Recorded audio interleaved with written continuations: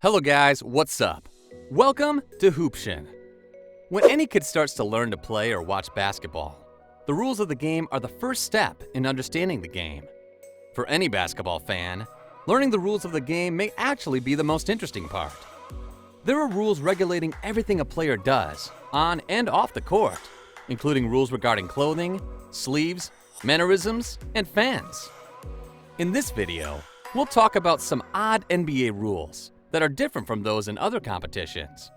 But before we jump in, please make sure you've pressed that red subscribe button, along with the tiny bell icon, to enter into our monthly shoutout giveaway. Just comment down below saying I subscribed. We will enter you into the giveaway.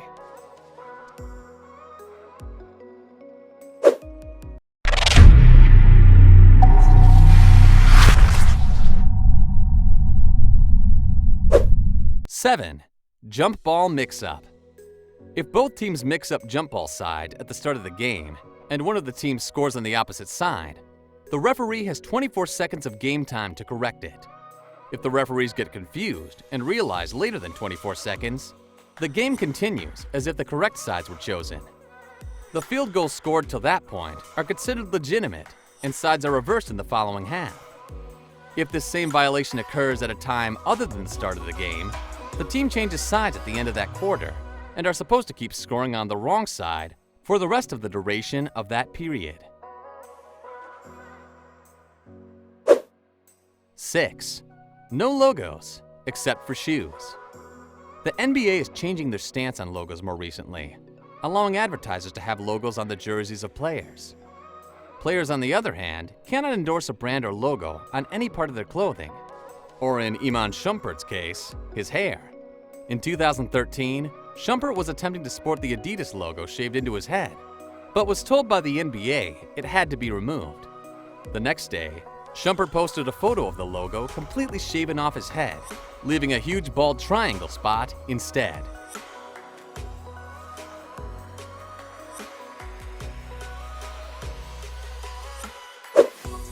Five. Kicking the ball. The rule is actually regarded striking the ball.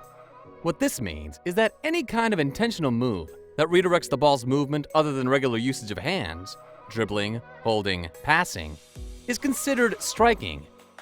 This means intentionally punching, striking, shoulder bumping, or using any body part intentionally to alter the trajectory of the ball is considered a violation, and the ball is turned over. The punch rule was introduced due to fan safety.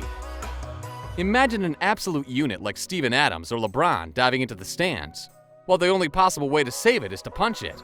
But he makes a full swing, misses the ball, and there's a skinny dude of 130 pounds enjoying his Pepsi on the receiving end of such a punch.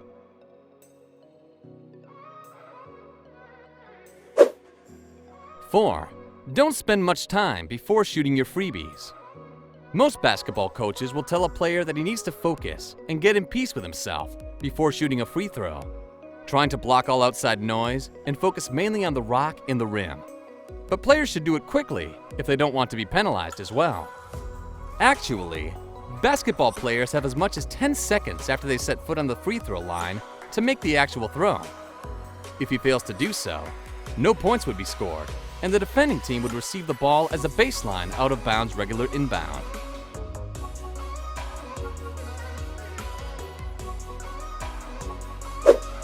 3. Mandatory rest.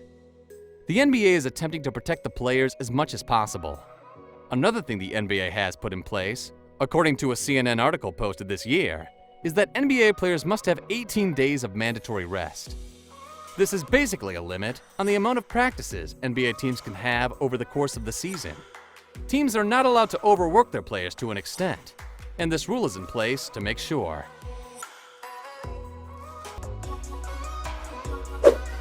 2. Banned shoes, besides Air Jordan 1. There are not many shoes made for basketball that receive the ban hammer from the NBA. Players can wear shoes from brands that aren't from huge companies, with proof being CJ McCollum's recent signing with Chinese company LiQWYD. Athletic Propulsion Labs Concept 1 shoe is an example of one of the few pieces of athletic footwear that is not allowed. This is because of the company's lock and load technology that supposedly gives those wearing the shoes an increased vertical. The league claimed that if players wore these shoes, they would have an unfair competitive advantage due to the technology.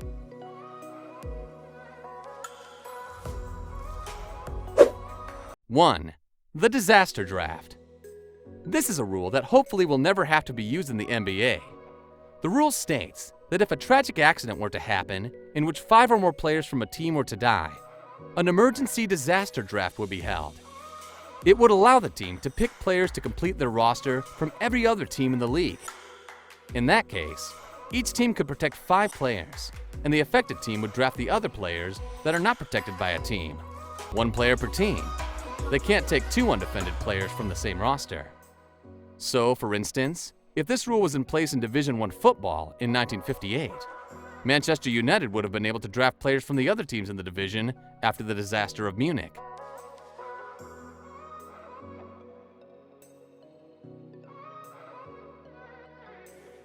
Hope you enjoyed the video. What do you think about these rules? Let us know in the comments. If you haven't subscribed to my channel yet, please do so. See you in the next video.